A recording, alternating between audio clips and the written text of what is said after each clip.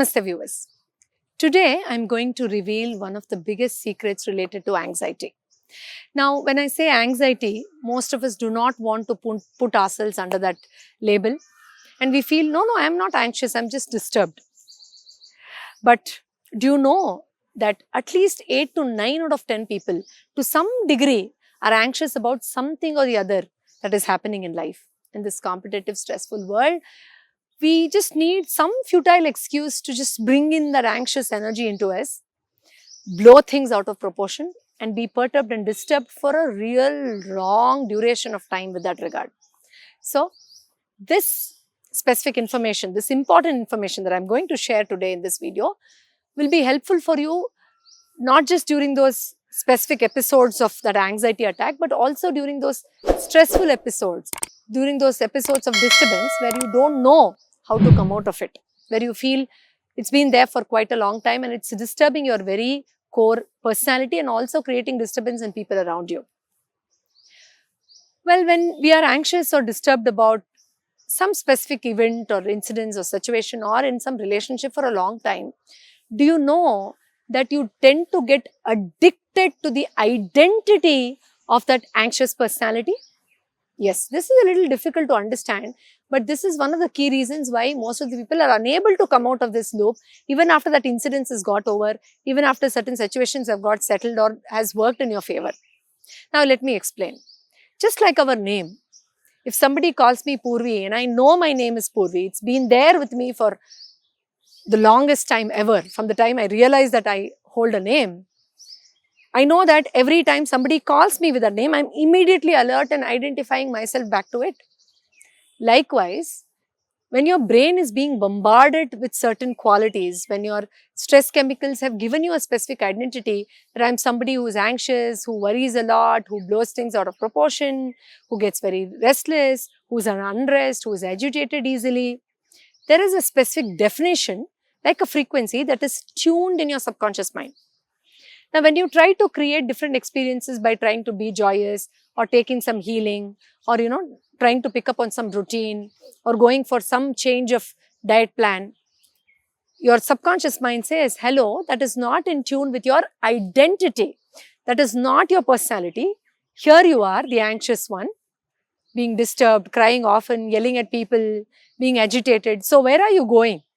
If you do yoga consistently or if you change your diet plan, or if you're sitting for meditation every day, your alignment of being in that anxious field will get disturbed. So you stop that.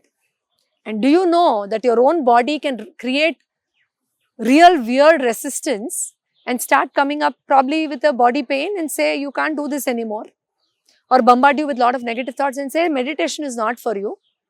Or if you're finding a real partner, create some sort of stupid misunderstanding and bring you back into the loop of being in meaningless relationships. Yes, this disturbance is created by our own inner mind, which has identified itself, which has labeled itself with a specific definition of who you are. This is complicated, isn't it? Because we feel that we have been desperately working towards coming out of some sort of a depression or anxiety or negative thinking. And here I am, my own inner self, telling, I want you to be aligned with this. You are very comfortable. You know this for a real long time. So this symptom is familiar for you for a real long time. So being in the space of familiarity is much more better than getting into a space which is unfamiliar, even if it is for your well-being. Even if it improves your health, it doesn't want you to get into an unfamiliar zone that easily. It is very easy to understand if you just try to conceptualize this with an example. If you are in an old relationship for about a decade or two, and you know suddenly that person is misbehaving with you, or there's some sort of a misunderstanding, you say, no, I'll just get along, I'll forgive, I'll move on.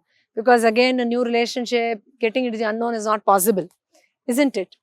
So this comfort that the brain develops sometimes gets very expensive for our own health.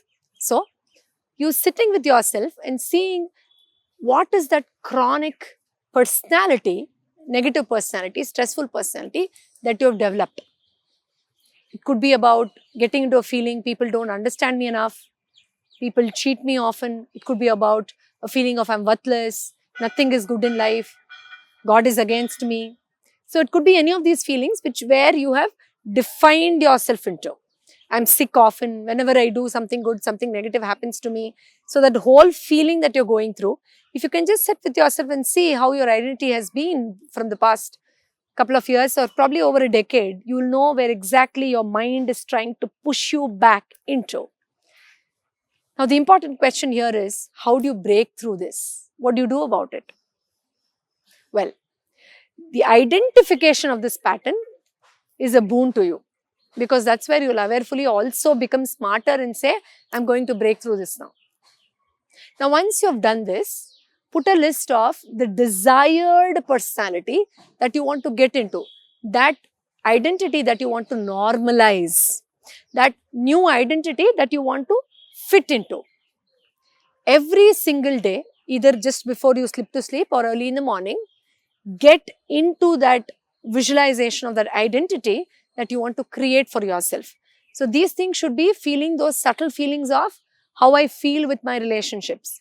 How do I feel when I go to job? What is my feeling about money? How do I feel about myself when I stand in front of the mirror? How is my feeling when I'm with my family members? How do I feel about growth, about progress? How do I see myself being financially independent? So on and so forth. And then believing that I deserve this, and therefore everything I do step by step, everything I think, every thought that comes out of me, every person I attract, every situation I create or attract will ultimately lead me into this real identity. Now I'll give you a bonus tip to this. Remember that deep inside our inner self, our spiritual self, is exactly in alignment with the energy of your desired self. Because deep inside our soul, which is not perturbed by any of these experiences or whatever physical, mental concerns that we are going through, is already vibrating with that state that you want to achieve. Just tune in. The soul is nothing but a small aspect of the divine, which is resonating with unconditional love, compassion, abundance, confidence, motivation, enthusiasm, bewilderment, joy, and whatnot. So when that fullness is already existing as a part of your soul, and seeing a little aspect of this in whatever you want to achieve, you will have deeper clarity. This is very important, not just at the subconscious level, but at the unconscious level, at this superconscious level, you will know that this is where you are supposed to go, and anything that is not in alignment, even if you've been into it for decades together, even if you've been into it from the time you were in your mother's womb, even if it's been running in your DNA through your genes, you know where you really belong in, and that will subtly start making difference. And every bit of this change will ultimately lead you into that desired state where you truly belong, and your identity will be eventually changed. Now, this is a massive energy shifter, but for this, you need to give yourself a little time and space to conceptualize the whole thing vividly. It might not be easy, because sometimes when I say, here is a state that you want to be in, here is a true identity that you want to create, there'll be a lot of confusion, resistance, and a lot of my therapy clients tell me, I can't really understand what is that real thing that I want to be in. I'm just not feeling good here. That's all I know. Well, it's not difficult. You can, either start jotting it down, because writing helps you to get deeper clarity, or read some personality book where such terms can become something that you're regularly running in your mind. So they'll help you to expand your energy in that direction. That's why sometimes a tiny little self-help book can do wonders into our life. It's not really about I understood everything and from day one I'm implementing everything that's in the book. No, not really true. These terms which were never used frequently, that false identity of being anxious, now opens up, and then you start running it. This is the state I want to be in, and that becomes your true real identity eventually. Anxiety is not really about telling, I don't want to be anxious, I want to get over this.